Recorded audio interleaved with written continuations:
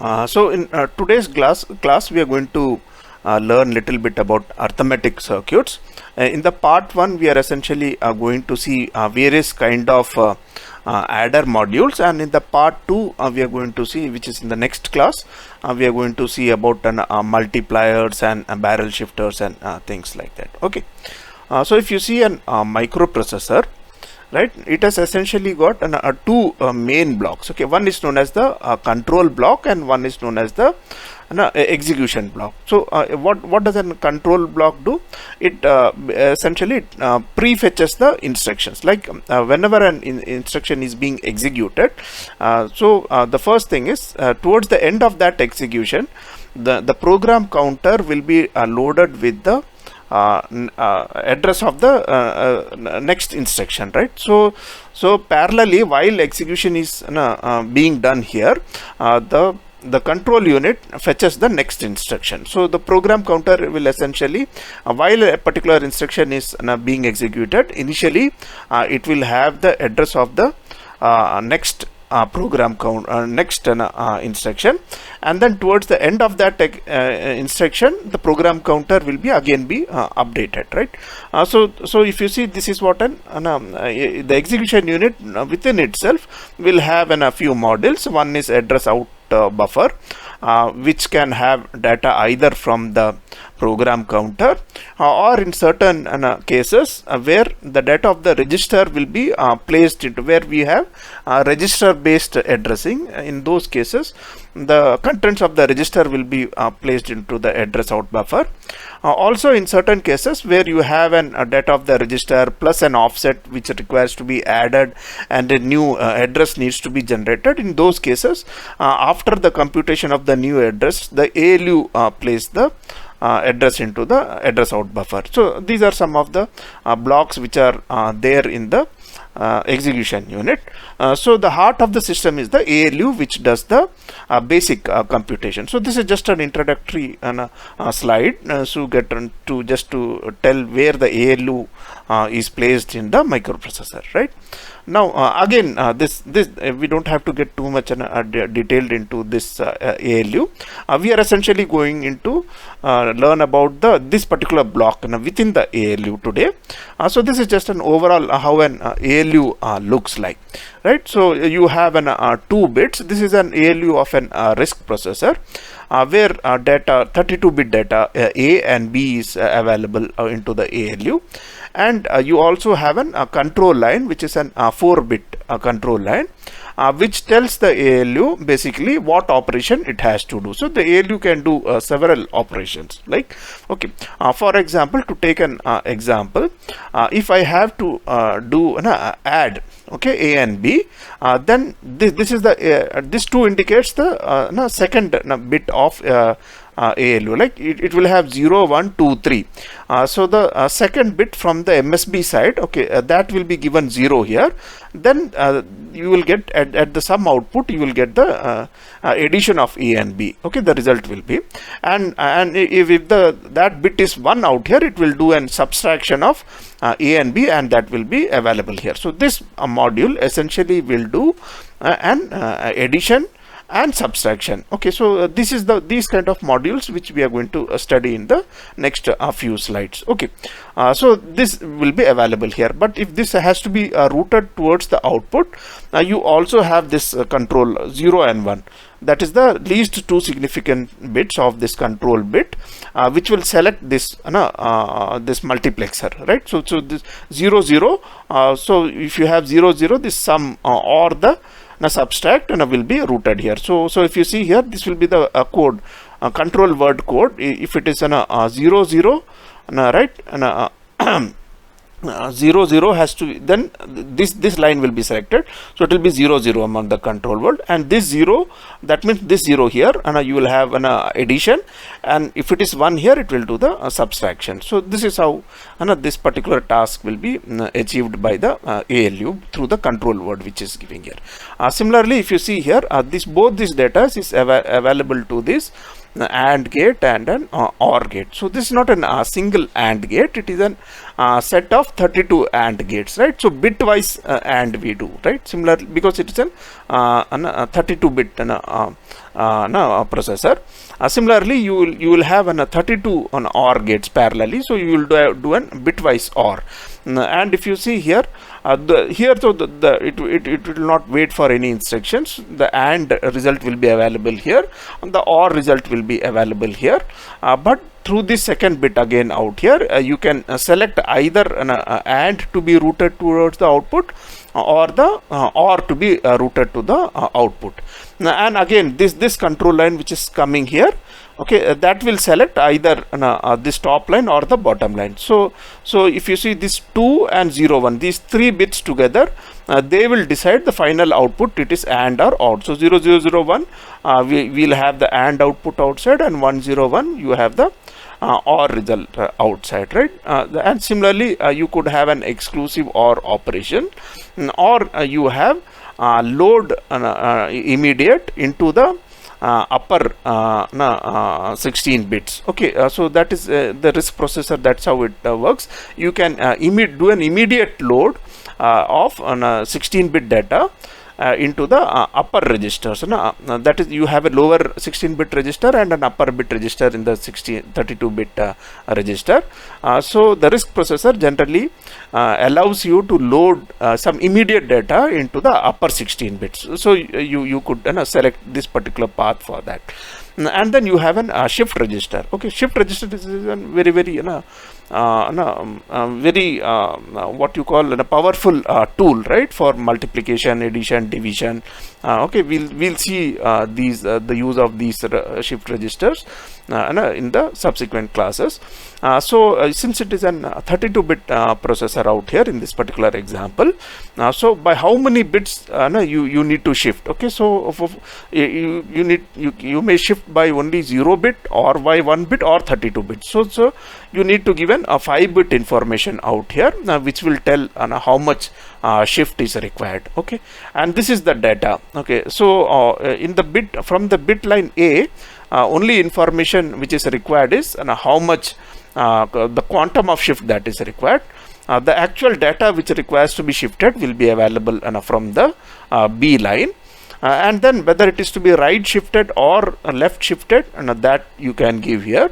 And then you can give whether it is to be arithmetic shift or logic shift, right? In an arithmetic shift, the MSB will be preserved, and in the logical shift, from the MSB side, you just have an 0 coming in, right? When you are shifting it towards the left, you have 0 coming in from the right. Okay, that is the difference. In the logical shift, 0 gets pushed in, whereas in the arithmetic shift, whatever is the MSB, that continues to be there. Okay, so that, and then again, if this module, output of this module needs to be routed out, then you will have to have a 1 1 out here. So these are some of those control instructions. Okay, so this is just to give a rough idea about the ALU design. If this is okay, then I can move forward, and then we start with the blocks of the ALU. Is it okay with all of you? Yeah. Okay. So now we have an half adder, right? So the first block of an, if you see the basic building block of any arithmetic circuit will be half adder. Okay. Now if you see half adder, if you see the truth table, the sum is nothing but an XOR operation, right? These two. So if any one is 1, so it can be implemented with an simple XOR gate, whereas you have an carry when both the inputs are 1, so that can be implemented with an AND gate. So this you did in your VLSI classes also, right? So the sum is nothing but, if you see from the truth table, 0 1 or 1 0, the sum has to be 1. So that is an XOR gate, and 1 1 it has to generate carry, so that will be an carry. Okay, so this is an the fundamental building block of any arithmetic unit, right? Then if you consider the delays, so this will be a 1 gate delay, 1 XOR gate delay for half sum, and 1 AND gate delay for carry. Okay, so this we need to remember for our analysis ahead, right? Okay, now a full adder can also be implemented with two half adders, right? So full adders, you have sum. Now if you see here, sum will be A XOR B XOR C, and carry out, if I write an AB plus BC plus AC, right? So if there are two ones, then carry has to be generated. Obviously the 3 ones case is also implicit here, so I don't have to write that 3 ones condition here separately, because that is already available here. Right. So now if I take C in common here, it will become A or B, and A or B is A exclusive or B. That caters for 2 condition. A or B has got 3 conditions, right? And 0 1 1 0 and 1 1.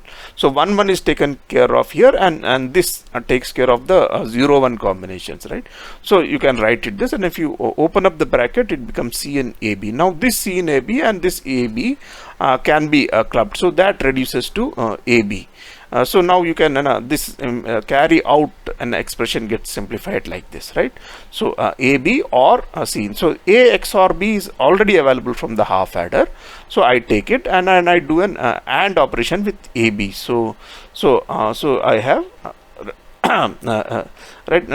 AB, I have AB AND, right, and then an OR operation. Okay, so you have an C in coming here, right, and C in is XOR of AB, which is already available. So you do an XOR operation. So this is how using 2 half adders. But if you see here, this is very inefficient way of doing it here, because you see there is so much of delay in the carry, right? There are almost 1 2 3 gate delays, okay, whereas the sum is coming out after 2 gate delays. So one can say this is an very inefficient way of implementing an full adder with 2 half adder. So we can do this is a better option, where directly you implement the carry. Here you will find out it's only 2 gate delays. Okay, so this is a much better as far as delay is concerned, and delay is an because this full adder becomes a basic functional block of all the multiplexers, divisions, and many complex operations, right? So any small amount of delay is going to get severely, it is going to affect the overall performance. So and hence so you have to always think of the design in terms of delay. So in this case you will find this is a better option which is there, where you can implement the full adder using 3 AND gates and single OR. So all these things can be replaced with an NAND gate, right? So that also can be done. Now obviously at the transistor level, if you go, you can further simplify it. So this is the expression for carry AB plus BC plus AC. And now if you see here, if I take a C common out here, so it becomes a C AB, and then you have AB. So this is the pull down network. So similarly I can make an pull up network which is complement of this, right? And then I put an inverter to generate the carry out, right? So now if you see here, we are targeting carry out for the least delay, and some subsequently we are generating some using the carry out. So our target is, because this carry needs to propagate from one stage to other, whereas the sum need not propagate. So we are targeting the least delay for the carry in this schematic, right? Once we have done that, sum, if you see here, the sum can be again simplified, so that again instead of generating the sum again using this expression, since we have already generated carry bar, we can use carry bar to generate the sum. So we are using this carry bar to generate the sum. Okay, now this is how this 28 CMOS 28 T transistor looks like. Okay, if we implement it with the MOS transistors. Now here also you can assume it is 2 gate delay. If you consider this as a carry, for the carry this is an single gate delay, right? And then carry out comes from here. So 1 gate delay, 2 gate delays. Okay, 2 gate delays for the carry, and for the sum you could consider it as 3 gate delays, because 1 gate delay here to generate the carry bar, and then 1 more gate delay here to generate the sum bar, and the 3rd gate to generate the sum. So you will find here carry is 2 gate delays and sum is 3 gate delays. Okay, The only problem with this particular structure is you have 1, 2, 3, 4, 5 transistors which are stacked up one over the other. Okay, and that increases the delay which we have learnt in our VLSI design class, right? Here if you see 1, 2, 3, 4, 5, 6, 7 transistors are stacked one above the other. So obviously this is not an this has gotten a certain issue because of large number of transistors being stacked one above the other. So we can slightly simplify the circuit. Now if you see the carry aspect, so this is just the truth table of the carry, right? So you have an 1 1 or triple 1, or you have an 1 1 out here. So these are the 4 conditions where the carry can be generated. So I am generating carry bar, right?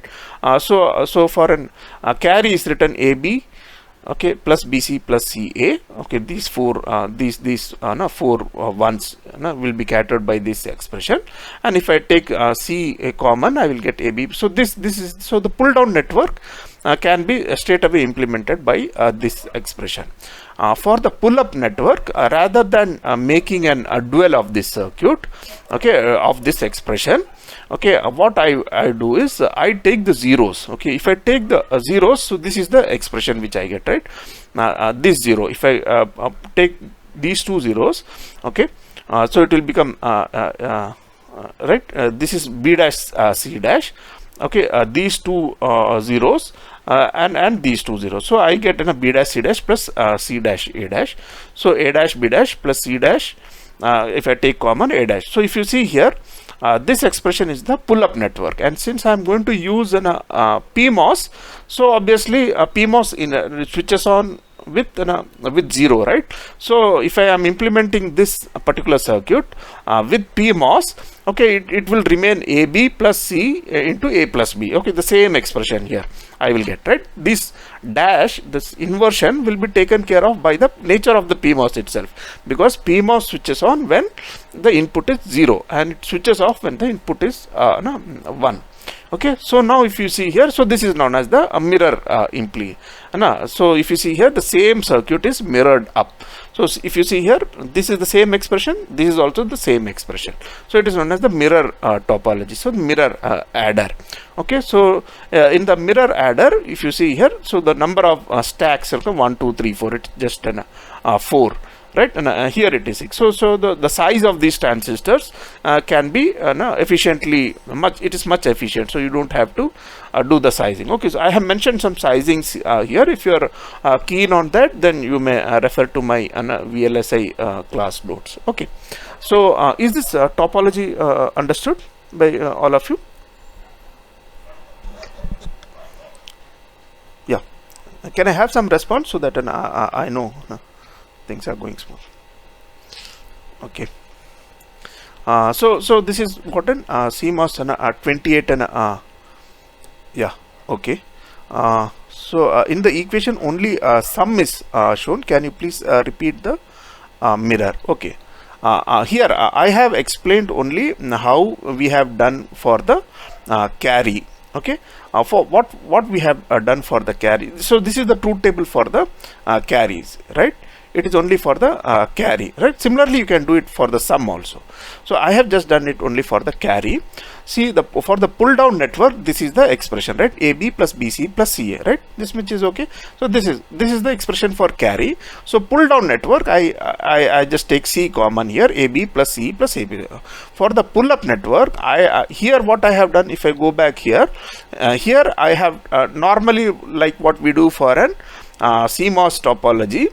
Okay, what we do, we take the dual of that. Okay, so once we take, see, A and B are in parallel here, so we have put an A and B is in series here, C is in series here, so we put it in parallel here, right? Now if you try to do the sizing, okay, obviously because these PMOS are 3 of them are stacked one over the other, so no, you have to keep at least thrice the size of an inverter, right, to keep the inverter the delays under check, right? So these have to be sized because so many transistors are stacked one over the other. Okay, so so instead of making the dual, now if I pick up the zeros out here, right? If I pick up the zeros out here, now the expression for what is this, these two zeros, okay, this will be A bar and B bar, right? A bar, B bar. What about these two zeros? It will be B bar, C bar. And what about this zero and this zero? It will be C bar, A bar, right? So I take C bar common here, A bar. Now this is the pull-up network, right? Inversion of this will be the pull-up network, right? Now if you see here, instead of making a dual, I have picked up all the zeros here, and now since I'm going to use a PMOS, so PMOS for a 0 it will be switched on, right? So it, instead of A bar and for a pull-up network it will be AB plus CA. So it is the same expression which you get. Okay, so now this kind of simplification mirror is applicable not in every case. In this particular case, if you see here, the total 8 combinations are there, out of which 4 are used for carry and the other 4. So they are actually they are 4 equally divided. So they are complement of each other. So in such kind of circuits, we can do these kind of simplifications. Okay, you get an mirror. Okay, you won't get these kind of mirror if sorry for a NAND gate, for example, or for some any other circuits in which there is no equal number of zeros and ones. So for a carry as well as for the sum, if you see the truth table, there are equal number of ones and zeros. So you can get this a mirror kind of network. So if you see here in this mirror kind of network, it is C, AB, AB. Right, so the same expression. So the size of the transistors. Now, if you see here, this is the size is 12, 12, 12.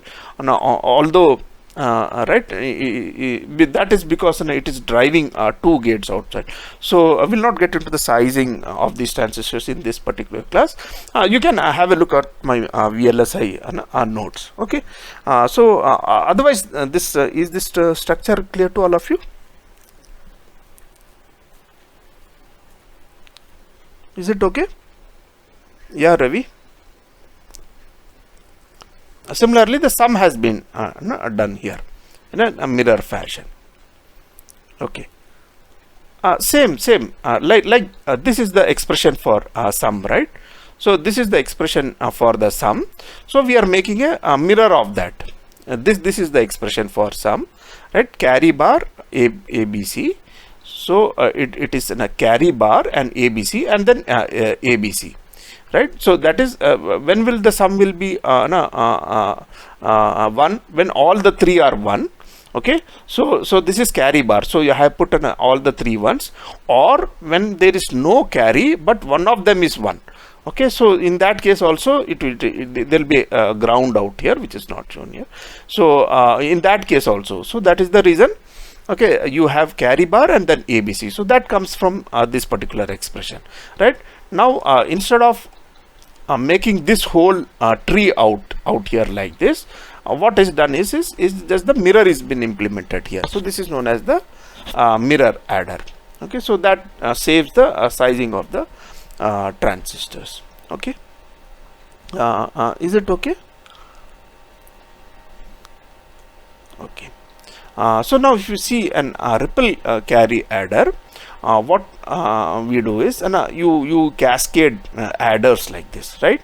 Now if you see here, what is the now suppose I have an 4-bit adder, so each is going to have an 2 gate delays for carry. So the total delay out here will be 4 full adder delays or 8 gate delays. Okay, so that is just it will actually have n-1 carry plus 1 sum delay, right? Because sum delay is 3 gate delay. So 2 plus 2 plus 2, that is 6 plus another 3 gate delays. So this n plus 1 carry plus 1 sum, because this sum will be generated after the carry, because sum has got 3 gate delays and carry has got only 2 gate delays. So this is the delay, right? So this is how one carry ripple adder is generated. So obviously the carry needs to propagate, and hence the delay is larger. So to overcome this issue, to make the adders faster, so there are several topologies which are available, right? So the first one which we are going to have a look is known as carry look ahead adder. So in the carry look ahead adder, we have three inputs, right? A, B, C, right? So A, B will generate propagate signal. A, B will generate the generate signal. Okay. Propagate, obviously the name is itself indicates the meaning. Propagate means the carry needs to be propagated. That means in case A and B, this is an XOR gate. That means one of them is 1 and the carry needs to be propagated. Means if the input which is coming is also 1, then the carry needs to be propagated to the next state, right? So that is why it is known as propagate.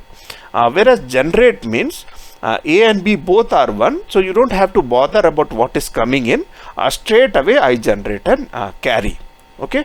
So what is propagate and carry? If I repeat it, propagate means either A or B is 1. So you need to propagate forward the carry. Okay, what do you propagate forward? The carry in which is coming from the previous stage. If it is a 0, then you propagate 0, so there is no carry being propagated further. If it is 1, that will be propagated because one of them is 1 already, that we have detected. So that is why it is known as propagate. Generate means A and B both are 1, and that means you don't have to worry about what is coming in, so straight away you generate the carry straight away here, right? You are not waiting for any propagate signal, right? And some is like, if you see A, B, XOR C, that's what we saw, right? So A, B XOR has already been generated, so you give it here, so along with the C. So this will generate the sum. So this block is going to generate 3 outputs: sum, generate, and propagate. Okay. Now if I see here, now you have a sum, generate, and propagate being generated from the CLA. So this is the logic block. Okay, so this is the carry look ahead adder block, and this is the 1-bit adder block, and this is the carry look ahead logic block. Okay, so this is named CLLB. So it generates the carry. So how will it generate a carry? If the generate signal is high, it will generate the carry. Or if the propagate signal is high and the CO signal which is coming here, if that is also high, in that case also it will generate a carry. Is this block understood? Because only if this is understood, then the next block will be clear. Okay. Now if I say I have now 2 blocks out here, right? Okay, I am talking about the second bit. Now in the second bit, I say carry, okay, from here, okay, will be G1. What is G1 out here? Generate 1. If A1 and B1, this is the LSB, this is the next bit. Okay, this is the least significant bit. This is the next bit. Okay, now in the next bit also, if A1 and B1 are high, I don't have to worry whether carry is coming from here or not. Okay, straight away I can generate the carry for the next stage, right? So the carry coming out from this stage will be G1. Or in this case, if both are not 1, but only here it is 1. Okay, it is 1. Okay, if there is an one of the bits is 1, then that propagate 1, and now I have to look whether the carry is there or not, right? So I write C1. Now if this carry, as such, in the previous expression we saw it is generate 0 plus P0 CO. So I replace that here. So I get G1 plus P1 0 G0. I get an expression like this, right? So now why am I doing this? Okay, why I am doing is this: when I implement in the hardware, okay, this is how I am going to implement it. The carry from here, okay, the carry from here is generate. That means if both are 1, then I will generate the carry. Or if it is a propagation here, right, and this is a generate here from the previous stage, I put an AND gate. Or if there is a propagation here and there is a propagation here also, and the carry is from here, then also I generate the carry. Now if you see, so much of hardware has been used, okay, but the beauty of this circuit is, what is the delay? Okay, now if you see what is the delay, if you are assuming that now the 1 gate delay will be there in generating this propagation signals, right? So 1 gate delay in generating this. 1 gate delay here and 1 gate delay here. So 3 gate delays. So if you see here, for these two bits, there is only 3 gate delays in generating an carry out here. Okay, there is no, right? Now if I expand it to 3 gates, right, I get this expression. Now if I expand it to 4 gates, I get this expression, right? And if I implement it in hardware, I get this kind of circuit. So if you see here, this is generate, okay, for the 4th bit. Obviously I am doing an AND operation of A3 B3, I will get a carry. Or if it is a propagate, if it is an P3, right, and also if it is an P2, and if it's also a P1, and if it is also an P0, then the carry in will be there will be an AND. So here if you see here, the gate delay for this carry, okay, even in the worst case delay, it is 3 AND gate delays. So you are doing all parallel computation here.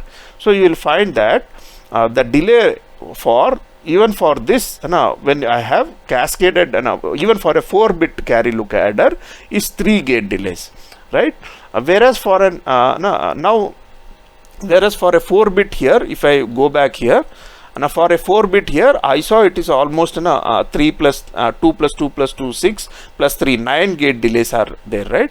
Whereas in this case, it is just the 3 gate delays are there, right? Now it will become even more important when we are cascading 2 gates like this, right? In that case, you don't have to keep expanding this tree like that. But if you do that, you will find these AND gates here. You already require an 4-input AND gate.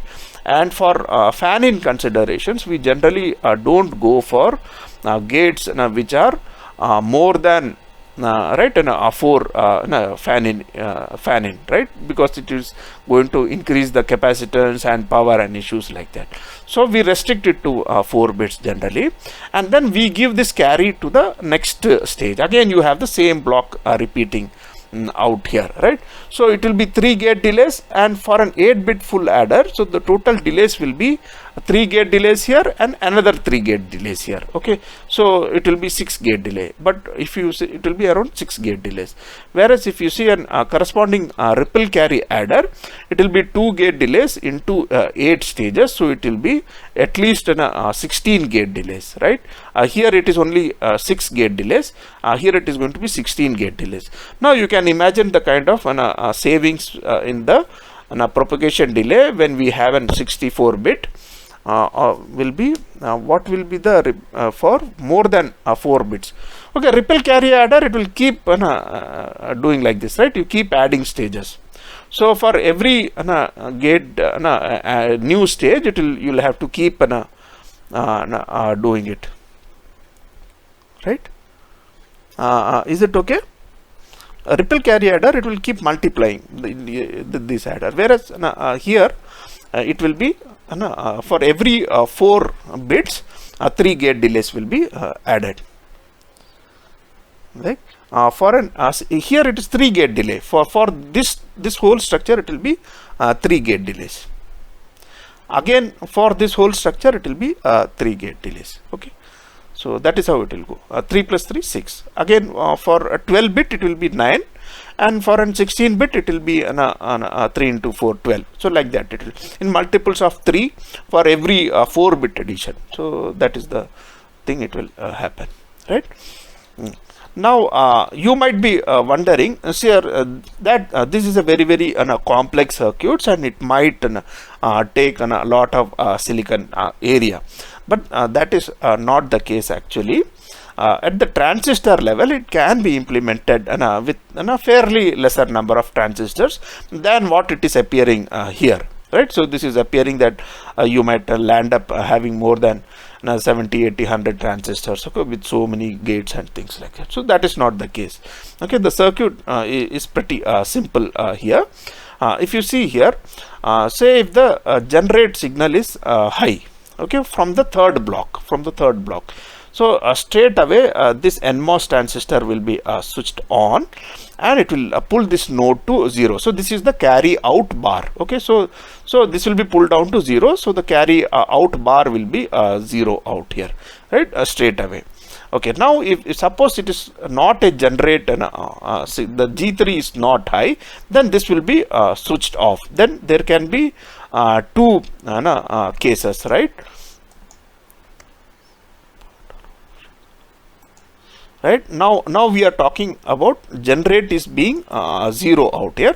There could be two different conditions. So this is switch, this is not there, right? There are two conditions. Now suppose the P3 is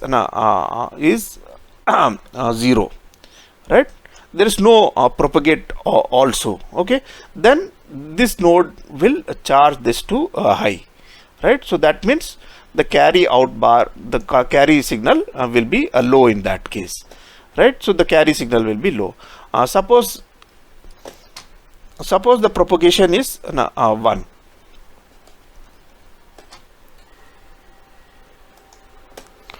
I have an issue with my pointer.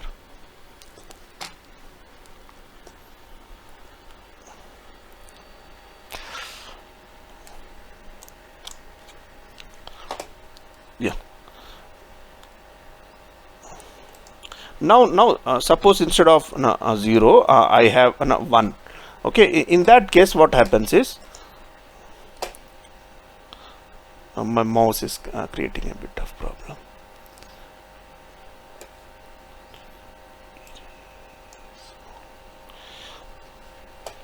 Yeah. Now suppose the propagation P3 is 1. Right, that means there is a propagation. Then this NMOS, this PMOS will be switched off, whereas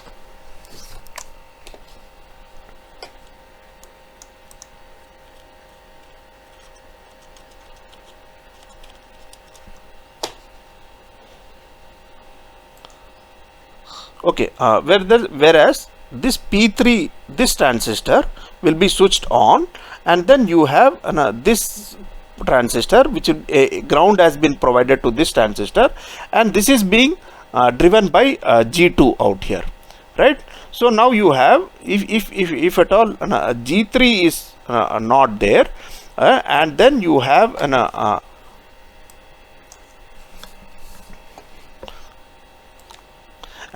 you have a P3 being high.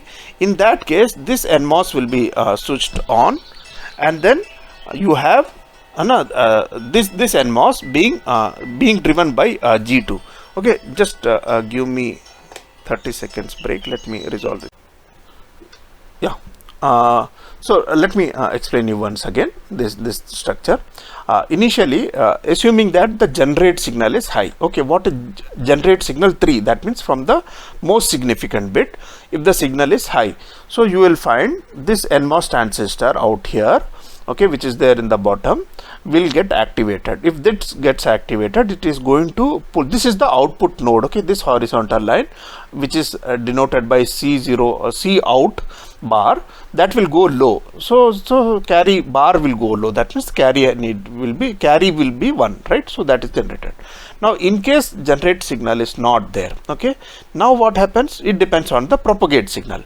If the propagate signal is also 0, then there will be no carry, right? There is no generate, no propagate, so there won't be any carry.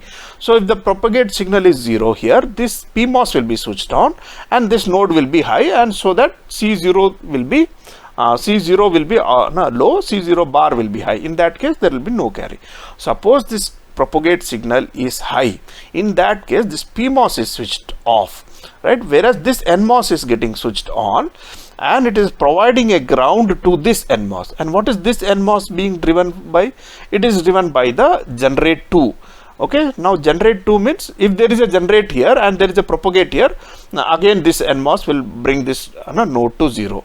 Right, so that is how it works like, right? Similarly, if you have 2 propagates, then you have a generate 1. If you have 3 propagates, you have a generate 0. So is this structure, an operation of this structure clear to all of you? How does one design a transistor circuit instead of a normal one with all the gates? Is through I think through intuition only, right? And it is you don't generally don't keep if you try to solve these things with the K maps, so you will generally land up with the big circuits.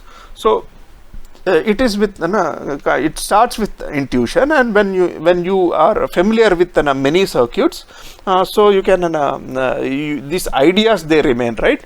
So these ideas, as such, the concept remains. So when you generate a new circuit, these kind of concepts can be implemented there. For example, when we learn something known as these are all kind of an extension of the past transistor kind of logics, right?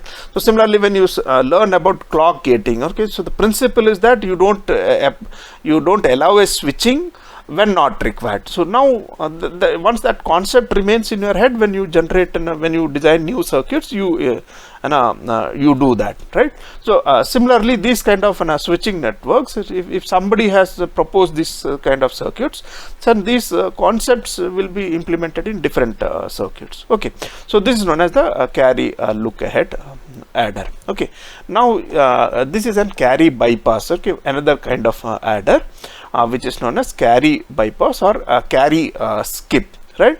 So if you see here, what it is doing it here is, like normally this is an 4 adders which are put like this here. So the carry will propagate from the lower bit to the higher bit, and it will come out.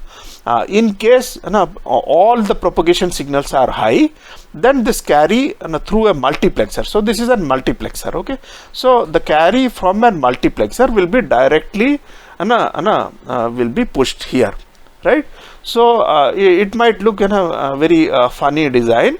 Okay, what are we achieving? We are just for one particular condition we are getting it out here, right? Otherwise, if you say even if say this propagation is not high, right? In that case, right, if P0 is not high, what happens? Then generate, right? It will come here. It will go through this, and I am talking of a condition where P0 is low, right? This should be P1, right? Okay, there is an error here. Okay, if P0 is low and P1, P2, P3 is high, okay, in that case, okay, what happens is G1 generate, it will propagate like this, right?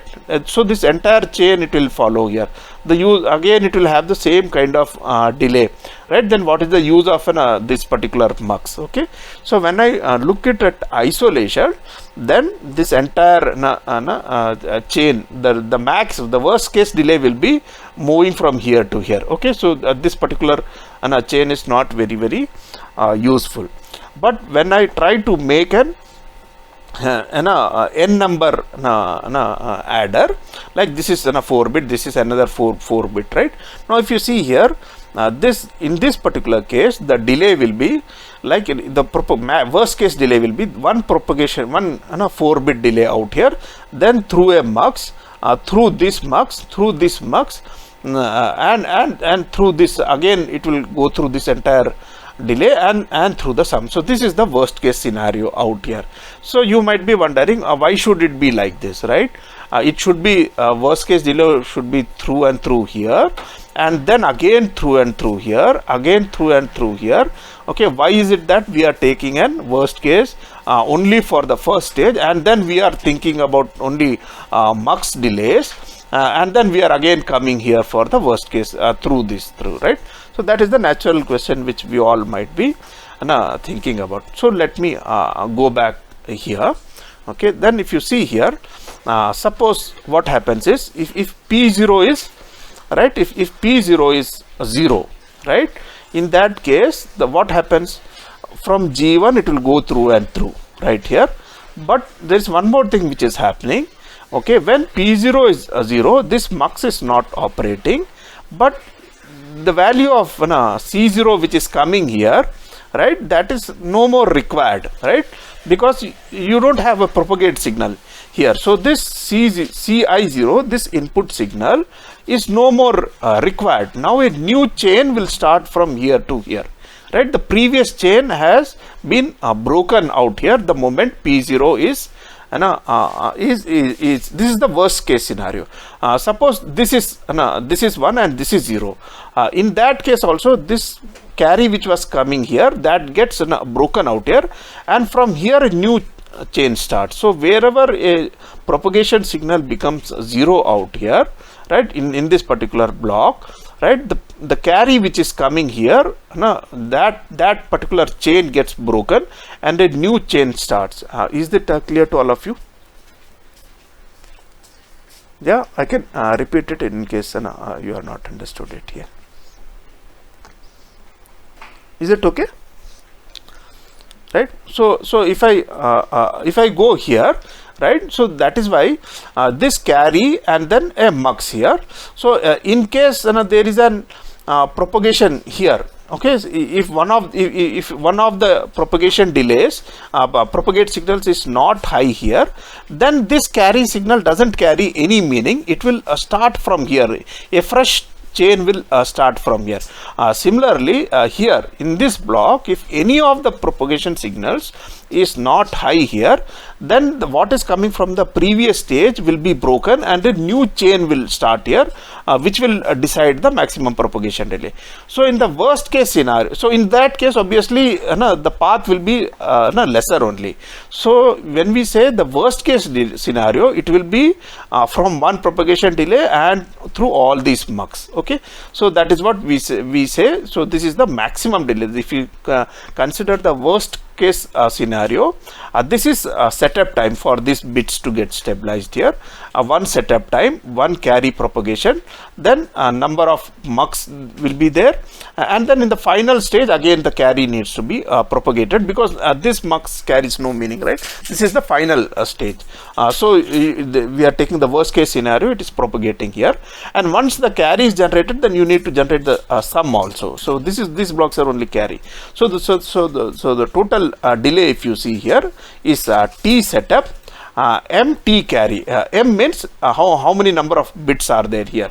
In this case, M is equal to 4 bits. T carry means single bit carry delay. Okay, for a single bit, how much carry is there, right? So that is there. So are we propagating the signal becoming 0 is breaking the chain? Yeah, it will break the chain. So we are talking now, whenever one of the propagate signals is 0, it will break the chain and carry will start from there. So now we are talking about this calculation for the worst case delay only, right? In the worst case scenario, this will be the case, right? If the propagation signal somewhere is not high, then this chain will break and a new thing will start, right? So that will be lesser. So we are talking only about the worst case scenario, right? So there will be one T setup, M T carry. Okay, now remember, this T carry is not the carry for the whole block. If it is like in this case 4 bits, so T carry is 1 bit, M is equal to 4, right? Then N divided by N minus 1 bypass. So how many multiplexers are required? Total number of bits is N, and each block is M, so N divided by M. Okay, that will total number of blocks. And if you see here, this is a 4 block. Finally we don't require a mux, so you have T minus 1. T bypass means this is the bypass mux delay bypass, and M T carry means in the final stage again we are taking for the worst case the entire delay, M carry T M into T carry plus T sum. So this is the total delay for an carry bypass or a carry skip. Okay, is it okay with all of you? Yeah, okay. So now if you see here, there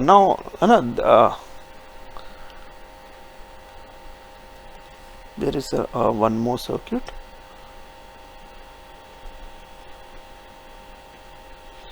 382 to 15.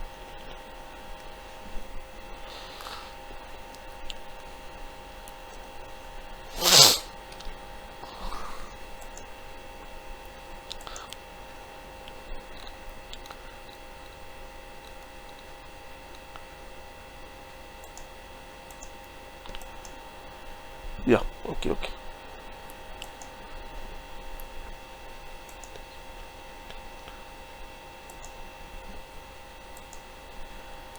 Yeah, okay. So if you see a bypass adder and a ripple adder, so somebody had done an study. As you see that as the number of bits increase in the ripple carry adder, linearly the propagation delay will increase, whereas in the bypass adder it won't. So there is a savings in the delay out here. Okay. So and this is a Manchester chain adder, right? So this is an dynamic logic where we are pre-charging the node. So if you see here, this is a pre-charging transistors which is put PMOS on top. So this particular line indicates the it is a pass transistor line, and here this indicates the carry out bar signal. So it is pre-charged to 1. So carry will be pre-charged to 0 here. So in the evaluation phase, you have the NMOS, the tail transistors, which is put here. Now all of them will be switched on. Now if you have the generate signal coming here from the most significant bit, straight away it will provide a ground path. So whatever was pre-charged here to 1 will be pulled to 0, and this will go to 1 out here. In case the generate signal is 0, then if P4 is also 0, then this continues to remain 1. But if the propagate signal is also high, in that case now this path will be extended here. Now it depends on whether G3 generate signal is high, G3 the next significant bit will be high or not. Again, if this is also 0 and for a state where P3 is high, then again this line will be extended till here, right? And then now G2 can decide whether to pull down this node to. So this is again carry and propagate. So this is how a Manchester chain works, right? So this we discussed in one of our earlier case also. Is it clear till here? This topology? Okay, good. So we can have something known as carry select adder also. Okay, what we are essentially doing it here, like you have 0 to 3 bits, 4 to equal number of bits has been put here. Now if you see here, so this requires a lot of hardware, but we are going to save some time. So we are like you have this both set of data coming here, and we are assuming carry to be 0 here, and here we are assuming carry to be 1 here, and we are computing both the results. Now depending on C0, we are selecting one of the paths here for some generation, right, and the carry generation. So you are assuming you are doing the computation for both 0 and 1. So you have one multi. Now while this is being done out here, in the next stage also the same thing is doing. We are assuming for the next 4 bits also 0 and 1. Right, so parallelly this computation is also happening. So by the time this computation is complete, right, this computation also will be completed out here. And now you using this output, you can select either this or this, either if it is 0 or 1 case through the multiplexer. Now otherwise what happens, this carry will go on top, again you will take this entire chain, right? So that we are saving that much time. Parallelly, for what would happen for a 0 and what would happen for a 1, that is being parallelly computed, and you are now just selecting one of the outputs based on the carry which is generated in the previous stage, okay, through using a multiplexer. So we go forward like that, right? Now in this case, the worst case delay can be found out by one setup, okay, one setup. Carry, okay, carry is the carry which is generated, okay, in this stage, right, here, right, and it is n divided by m, right? And so because if you see the number of n is the total number of bits, and m is the total number of bits in a particular this block, right? So you have m is the number of stages out here, okay, 1 2 3 4 stages. So that will give the total number of bits per stage, okay. So this becomes n divided by nt carry plus m number of muxes, because there are m stages here. So m number of muxes plus 1 sum. So this is going to be the So now, so this is one type of an adder which is known as linear carry select adder. Okay. Now we are telling it linear because the number of bits here is 3. The number of bits total 4. The number of bits here is 4. It is 4. It is 4 here. That is why we are calling it linear. Now if you see here, here we are having a carry out here, right, and this is coming after a mux. So actually this carry it takes this carry requires 1 mux delay also, right. So probably we can reduce the total number of bits here and increase the number of bits here, right. So that can be more efficient. So that is known as a square root adder.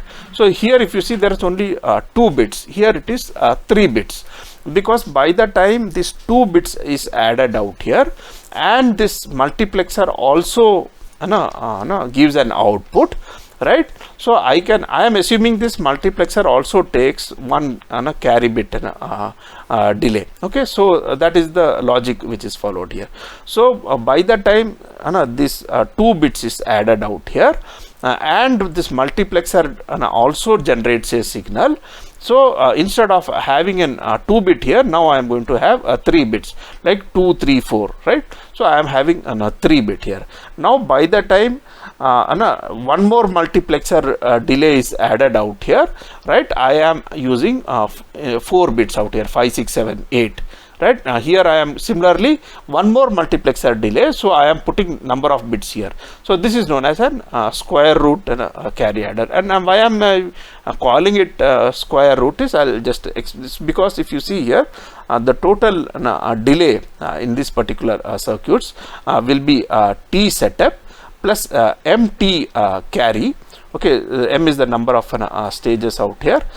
Plus root 2 times n T mux and T sum. So this square root from here this name comes square root, and we'll see from where this 2n has come in the next slide, right. So it is an n bit adder, and I am having m bits in the first stage. Okay, here also this m is corresponding to the first stage, not right. It is only 2 here in this particular case, because this is 2 here, 3 here, 4 here, 5 here. So m is 2 out here. Now m is the bits in the first stage, p is the number of stages. Okay. Now here we said p is root 2 times n, and that is why we called it as an square root carry. The p is the number of stages, and how did this come to 2n? And that is explained out here. Right, and the total number of bits is m plus 1. So every stage we are going to add one more bit, right. Because we are adding additional bits because there is already a mux delay, so we want to use that delay also to compute one additional information here. So I keep on increasing the number of bits. Okay, that's the, so I am m plus and till m plus p minus 1. Okay, so there are total p stages. So you have this series formula, right. So if you apply this series formula, you will get this value, and if you take this condition where m is much lesser than n, that is if in the first stage I am using 2 bits, and total if it is a 64 bit adder, so you will find this is approximately n, you could call p square by 2, or p is equal to root 2 times n. So this is the formula which we have used, and from there this name square root carry comes in. Is it okay? Is it understood by all of you? Okay. So obviously this is an very hardware oriented, right. So a lot of hardware overhead is there, right. So the penalty for reduced delay is increased hardware and power, obviously. So this is some simulation results where this is the ripple carry adder, this is the linear select, and this is the square root select. So this is simulation with results which I picked up from your textbook, right. You could also have there are only 3-4 more slides. So there is one we can have a sequential adder, which is, this is a serial adder. Now if you have 4 bits of data which is put here. This is just an example of an 4-bit serial adder. You can have it as in 64 bits also, no problem. The number of registers will go up and the number of clock cycles will go up. So you put the 4-bit data here, you put the 4-bit data here initially. So this is a single bit and a full adder. So you have the sum here, you have the carry out here, right? So now in the first clock signal, so initially these have to be initialized to 0, right? So even this needs to be initialized to 0. So the first 2 bits you add out here. So the result and the first clock signal will be pushed in here. The sum will come here, right? And this data also will be pushed here, right, back. So in the next clock cycle you will have this previous carry and the new x1 y1 will be coming here, okay, after it has been pushed towards the right in the first clock cycle. So you have x1 y1 and the carry from the previous stage, and you will have a new sum here. So in the next clock cycle that will be pushed it here. So in 4 cycles you will complete the addition operation, right? Every time a carry will be taken care of, new bits will be taken care of. So in 4 clock cycles, here you will get the entire new data. This will be replaced with the initial data. So in the accumulator, like that's how the microprocessors work, right? In the accumulator you will have an A plus B coming in here, whereas the B register, it will the same data initially what was there. So when we in microprocessors, generally when we do A plus B, the contents of A will be replaced with the final result, that is A plus B, whereas the contents of B will remain the same, right? So this is what the contents of B will remain the same. So you could have, if for a 4-bit you will require 4 cycles, and for an n bit you will require accordingly n clock cycles. Is it okay? How does a serial adder works? Okay. So now let's just take 1 or 2 more small circuits and then we'll call it off for today. Okay, now you have an adder subtractor. Like we said, in an ALU, it is generally, okay, an adder subtractor which is used. Now although I am showing it like a ripple carry adder, these blocks need not be a ripple carry adder. It could be any fast adders which we have discussed. Okay. So this is only how to implement adder subtractor. So this philosophy will be applicable to all the adders. So it is easily probably understood by using a ripple carry adder like this, but otherwise this philosophy, okay, is applicable. Now if you see here, let's take an this many people do confuse this particular circuit. So suppose I have an 4-bit data, okay, and I am talking about signed integers, okay, 2's complement signs integer. So the maximum numbers and a range of numbers which a 2's complement 4-bit can accommodate is 7 to -8. Okay, so there is no, so these are the numbers, right? So these numbers represent negative numbers. If the first bit is 1, these numbers represent the positive number. So this is the full range of numbers which are available in 2's complement, right? Now how do we generate a 2's complement? We invert all the numbers and add 1, right? So that is how 2's complement, that you might have learnt in your basic digital class. What is 2's complement? You just invert all the numbers and add 1.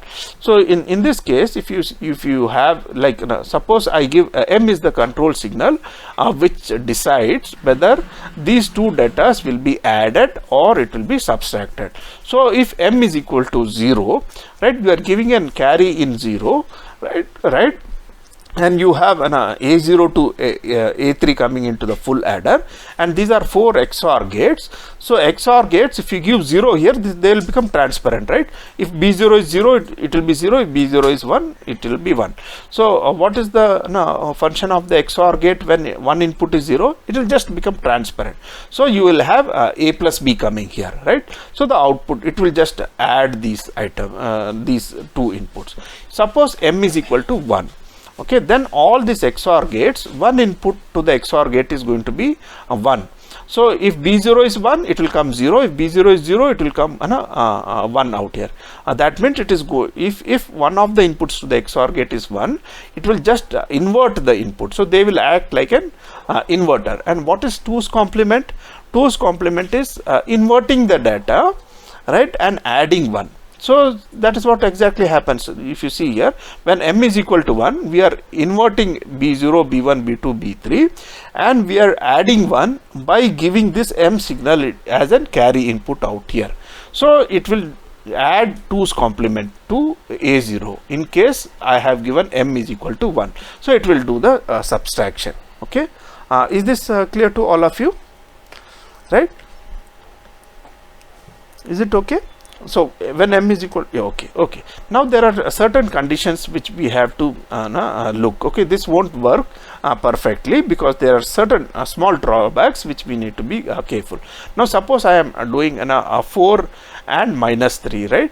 So this is 4 and this is minus 3. If you see here, it is minus 3. If I add these two, I'll get 1 and there will be one carry will be generated here, right? So, so in 2's complement, I generally neglect the carry. So if I take this, okay, this is fine. Okay, no problem. Now suppose I am adding minus 4 and minus 5, right? In this, if I do minus 4 and minus 5, so if I do this, if I pick up this minus 4 here from minus 5 from here and I do the addition, I will get 0, 1, 1, 1 here. Now if I take that principle that, okay, if there is a carry, I just neglect it. If there is a carry, I am going to neglect it. What is this number? 0, 1, 1, 1. This is actually plus 7, right? Plus 7, right? So I can't take this value. This is not a value. What minus 4 minus 5 should I have given minus 9?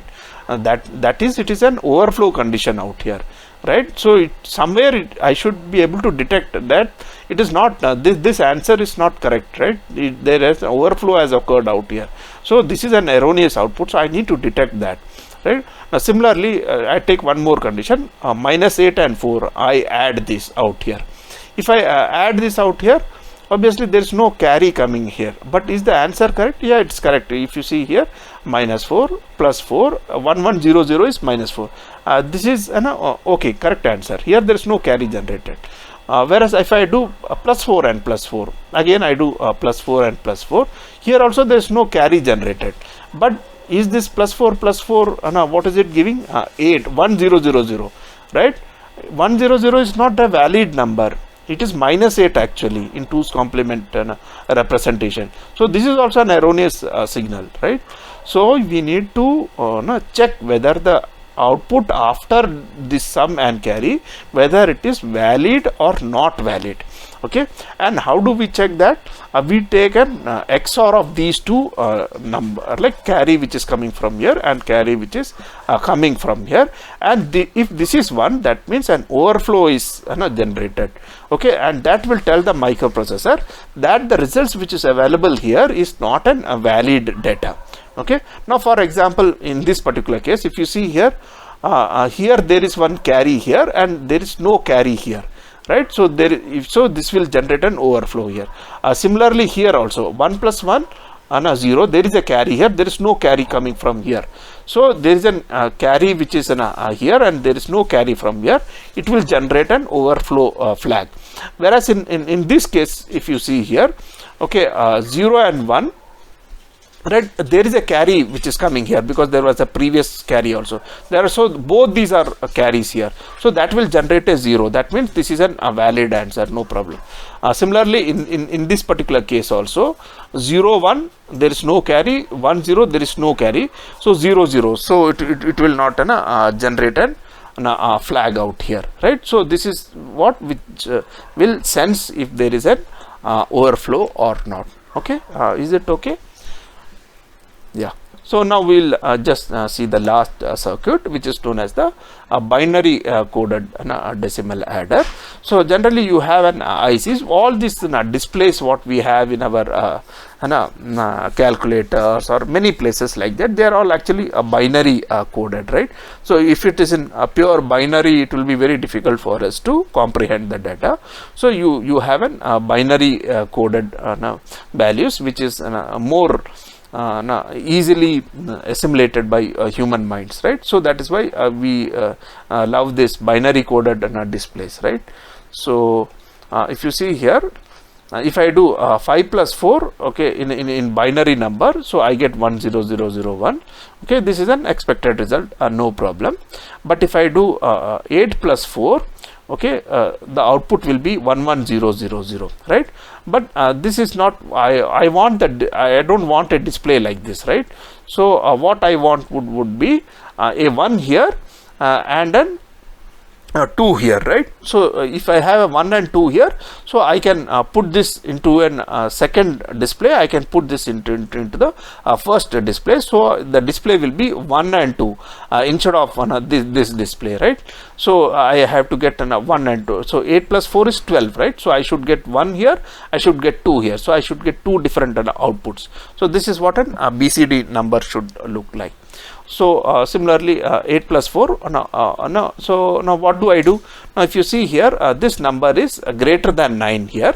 So if it is greater than 9, what I can do is I can simply add 6. Okay, if I add 6 to skip the invalid, basically we are skipping the invalid numbers out here, because in a BCD number the maximum value which you can have is 9. Okay, so from 10 to 15 is invalid. So to skip those invalid states, I add 6. So if I add 6, I will get this 1 and 2. So this is what I require, right? So this is what a BCD does. Okay, so whenever the number is greater than 9, in that case I add 6. Okay, so that I get these two different numbers out here. There is one more condition. Suppose I am doing 9 plus 9. Okay, so it will generate a carry here. In this case, this particular number is not greater than 9, right? It is just an 1 0, which is 2, right? So this is what the output which I will get. In this particular case also, I need to add 6. Okay, in this case also I need to add 6 so that I get it in a BCD format, because this is not what is desired, right? 9 plus 9 should give me 18, right? It has generated a carry. So whenever a carry is generated, I add 6. Okay, so then it will become, now if you add 6, it will become 1 and 18. So there are two different conditions. One, either a carry is generated, or two, if you see here, okay, either a carry is generated, or the second condition is if it is greater than 9. So this is the kind of circuit which we use for generating and for doing an BCD addition, right? So if you see here, if there is a carry, so this will be high. Or if you see here, okay, you take an AND of these two, or you take an AND of these two, and you put an OR gate, right? So if you see here, this is 9, right? For 10, what happens? This and this will get high, right? 10, this and this, or this and this will get high. So you have to take an OR of right, for all values from 10 to 15, either Z3 and this will be high, or this and this will be high, right? So you are taking this AND of operation and putting an OR. So in these cases, okay, this is again a 4-bit adder, this is a 4-bit adder. We are adding 6. How are you adding 6? Because you are giving this output to B1 and B2 here, right? And these are zeros, so it will be 0 0 and 1 1. So this is 6, like 0 1 1 0. So this is 6. So in whenever the carry is high, or you have a number greater than 9, 6 will be added to the result. So you will get an output here, right? That is what we are doing. And then all in both those conditions, the next bit will become high 1, and that is taken from here. Okay, not from here. Remember, it will be taken from here. So that is how a binary coded adder looks like. Okay. So I think with this we'll call it off for today. So we have seen a different kind of adder architectures today. In the next class we will see different kind of multiplexers and comparators and barrel shifters and things like that. Okay, so thanks a lot.